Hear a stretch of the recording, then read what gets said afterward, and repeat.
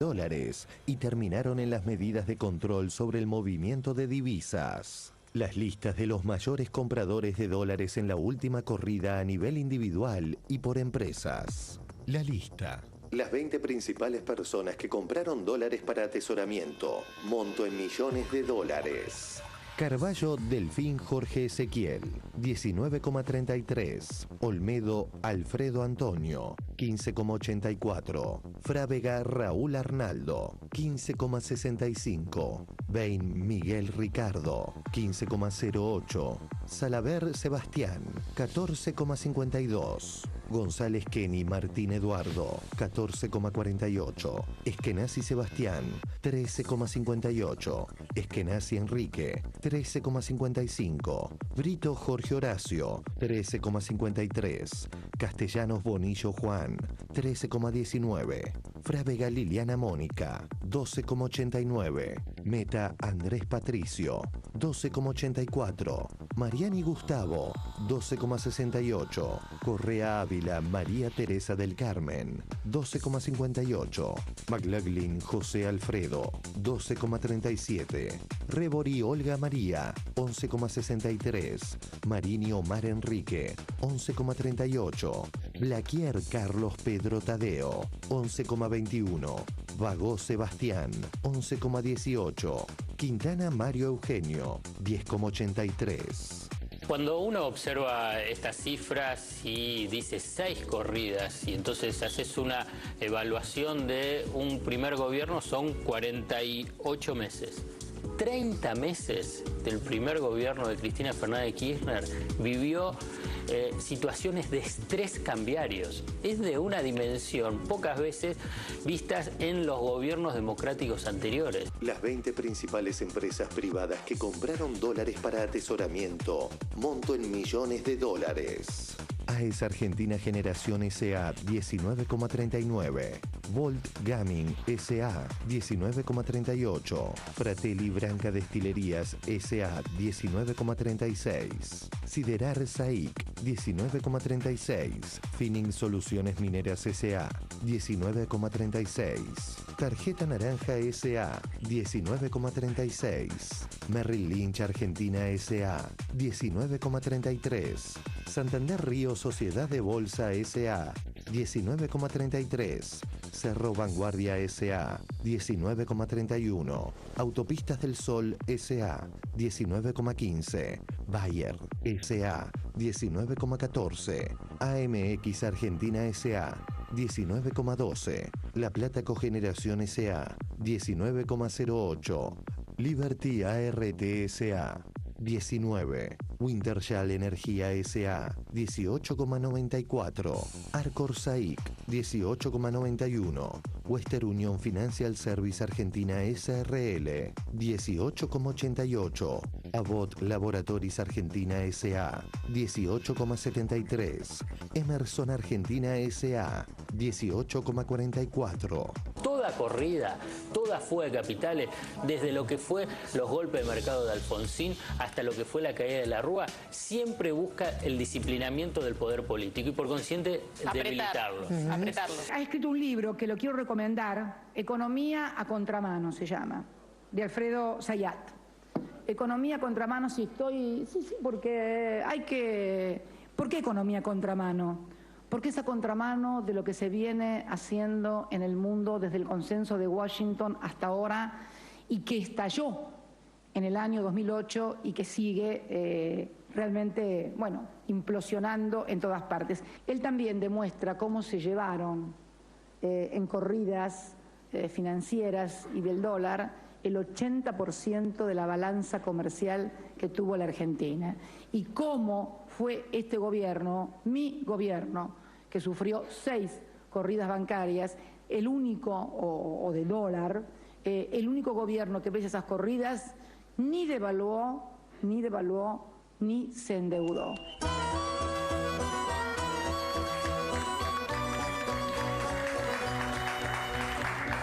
Bueno, Zayat, ¿cómo te dirán ahora? Ultra, recontra, triple K.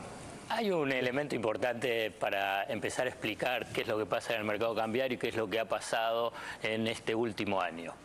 Punto uno, en este listado, ¿qué es lo importante del listado? Porque son todas operaciones legales.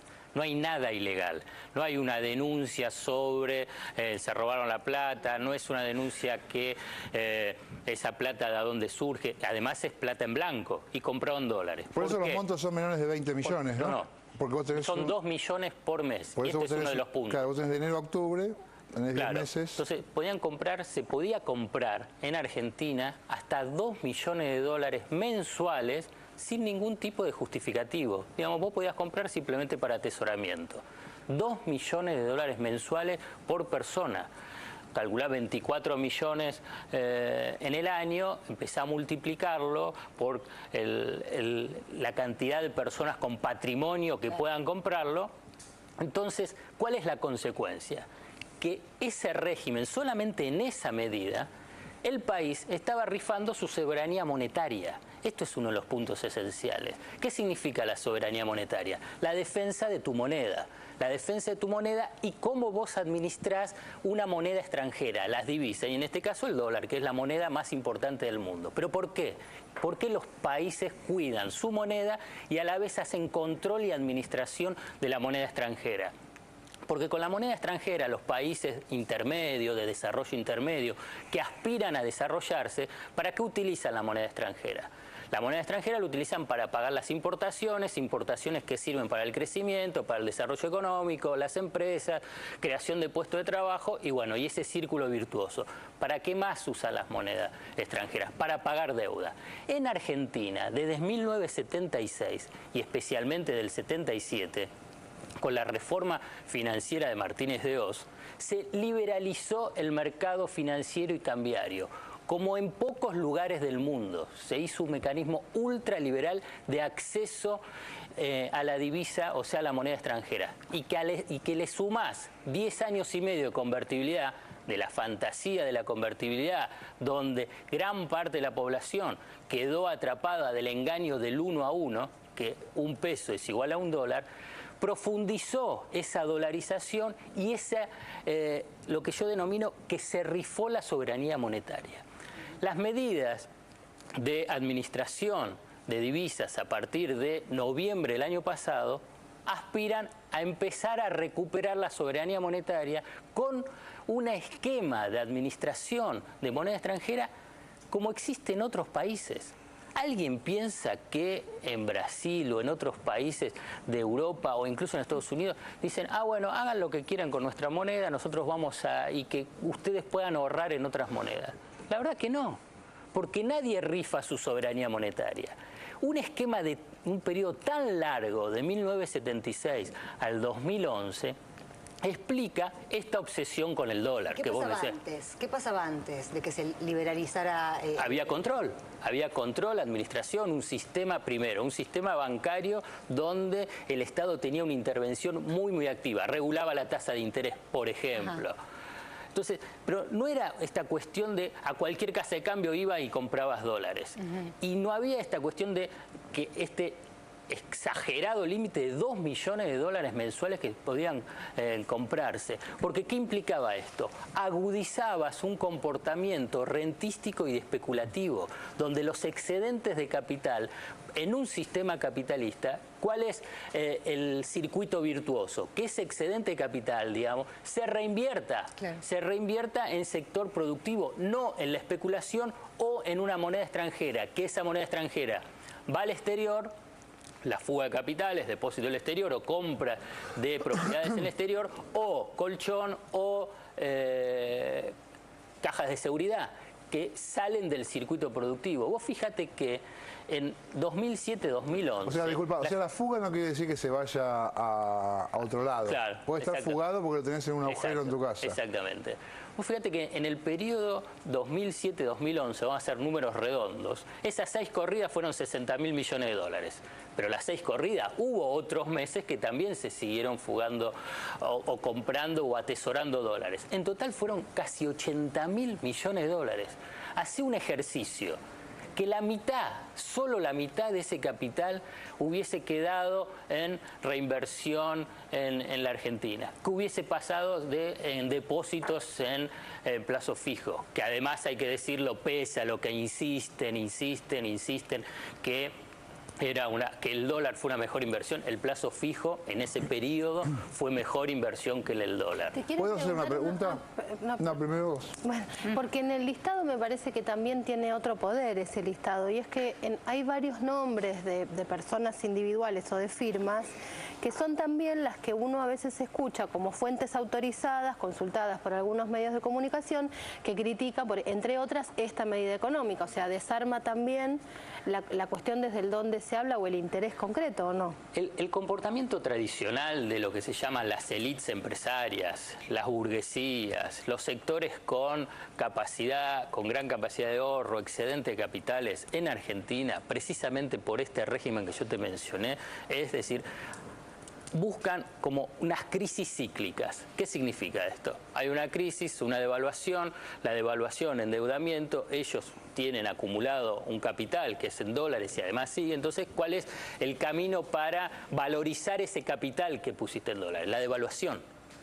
Y desde el 1 de enero, yo lo pongo en forma arbitraria, del 1 de enero a el 31 de octubre del 2011, o sea, todo lo que el 2011, ¿cuál era lo que se insistía permanentemente? La devaluación. Sí. Entonces se buscaba la devaluación, sí, se presionaba hacia la devaluación. ¿Cómo podés presionar para que un gobierno devalúe?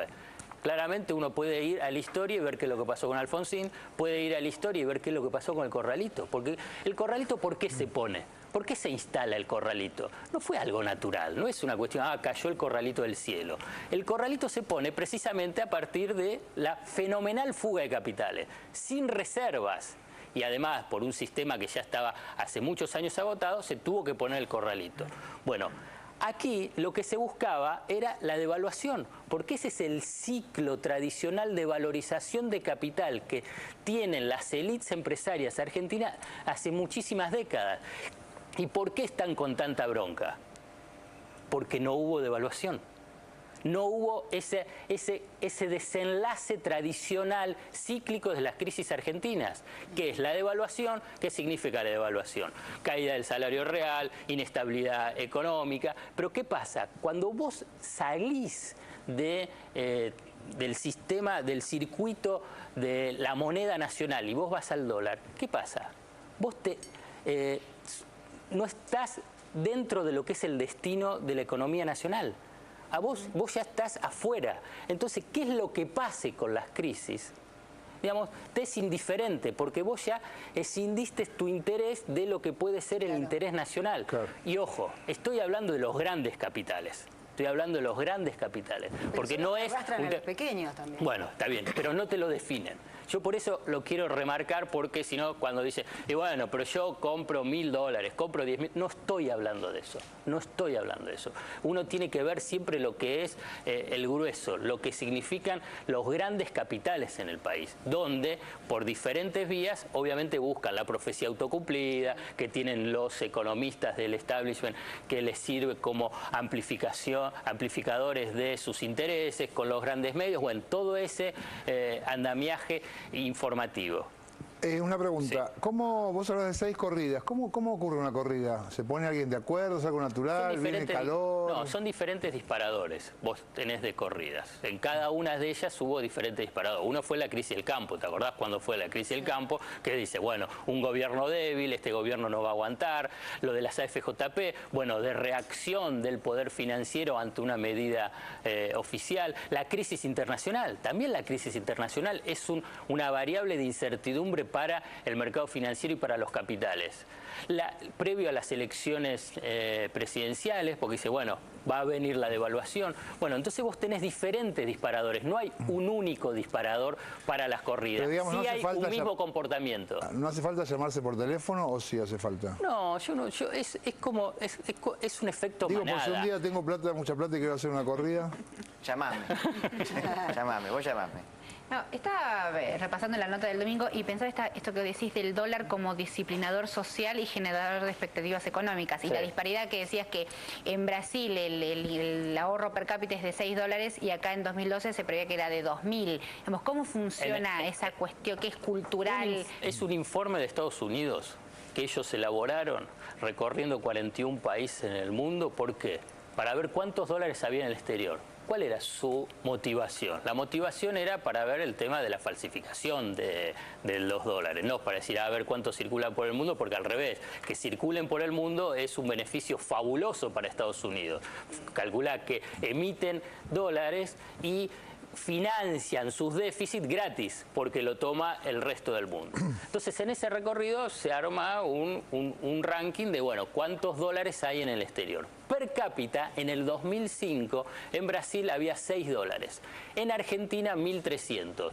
Yo hice un cálculo en función a lo que fue desde el 2005 a la fecha, la cantidad de dólares que se compraron, billetes por el Banco Central, y bueno, hoy alcanzaría un promedio de $2.000 per cápita. No hay en el mundo, obviamente fuera de Estados Unidos, es una obviedad, claro, que haya tantos dólares per cápita circulando en la economía o que tengan los habitantes. Bueno, uno es, ¿por qué se da esto? Vos preguntabas, ¿por qué en Brasil no y en Argentina sí?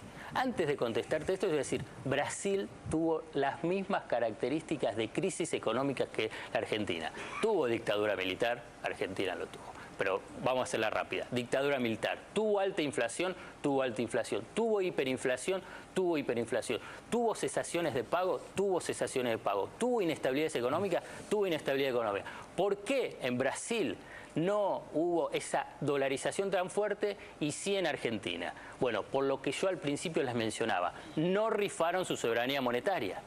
Primero, con un sistema ultraliberal de acceso a la divisa y mucho menos con la convertibilidad. Ellos cuando aplican un plan económico similar a la convertibilidad en el sentido de fijar el tipo de cambio, dura 3-4 años. No el disparate que dura 10 años y medio, una fantasía del 1 a 1. Bueno, entonces eso te empieza a explicar parte de por qué está tan dolarizada la economía argentina. Después hay otro elemento que es un poco, no más complejo, sino que tiene componentes sociológicos e históricos que habla de la conducta rentística histórica de lo que uno puede denominar burguesía argentina, élites empresarias, que esto ya no es solo de este periodo histórico que yo les menciono del 76 a la fecha, sino que viene ya de parte de la propia constitución del Estado Nacional en la Argentina, el tema rentístico, que tiene que ver con la tierra.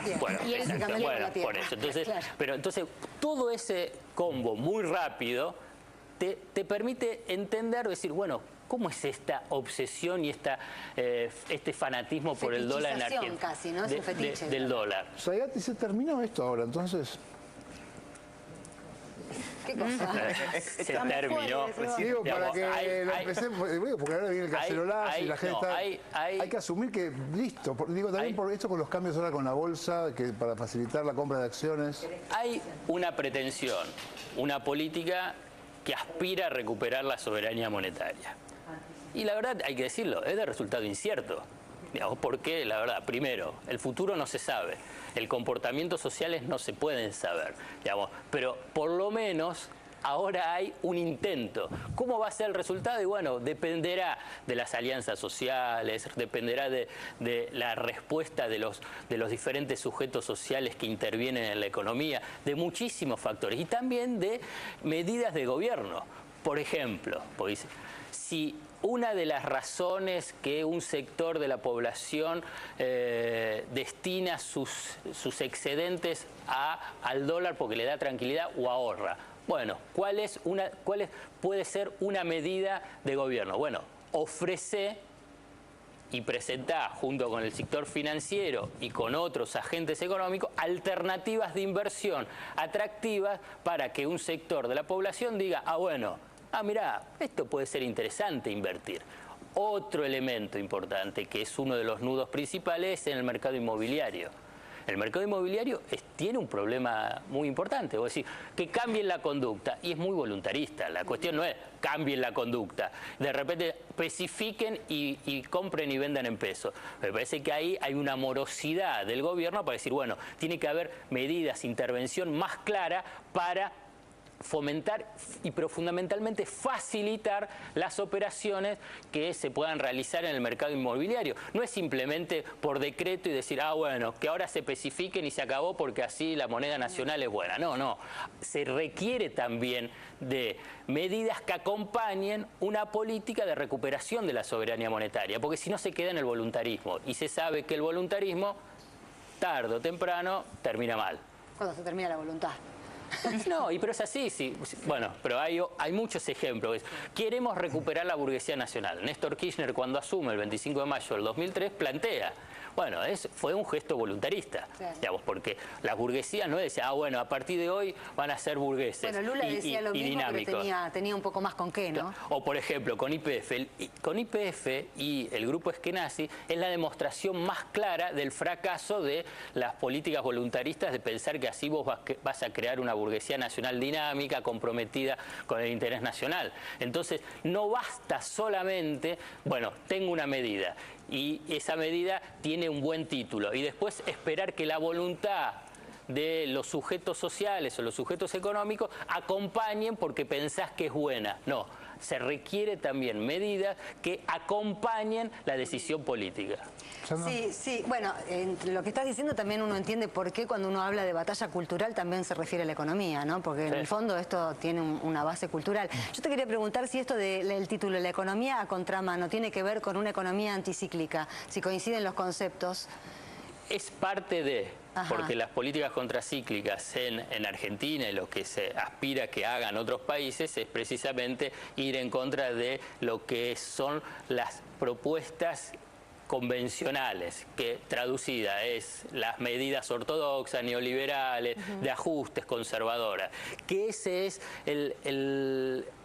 la receta dominante de se ve en Europa, en Estados Unidos e incluso en Latinoamérica y en Argentina. Cuando vos escuchás a la mayoría de los economistas, que yo les digo, yo ya no los llamo más economistas, porque la verdad estamos ofendiendo al resto de los que estudian, investigan. Para mí son hombres de negocios dedicados a la comercialización de información económica. Entonces, de esa forma, vos precisás bien, digamos, a qué se dedican. Entonces, vos permanentemente están con las recetas tradicionales del ajuste, la devaluación, el endeudamiento. Bueno, mi objetivo es interpelar todo ese pensamiento convencional que nace desde las universidades, se traduce después en el ejercicio cotidiano de estos profesionales, que después lleva esa forma de pensamiento a los sujetos sociales relevantes del mundo económico y en muchos casos terminan convenciendo a los diferentes líderes políticos. Si no, uno no puede entender qué es lo que está pasando en Europa y en Estados Unidos si vos no tenés líderes políticos que teóricamente son de las potencias. No estás hablando, bueno, sometidos a este pensamiento económico convencional dominado por lo que es la ortodoxia económica.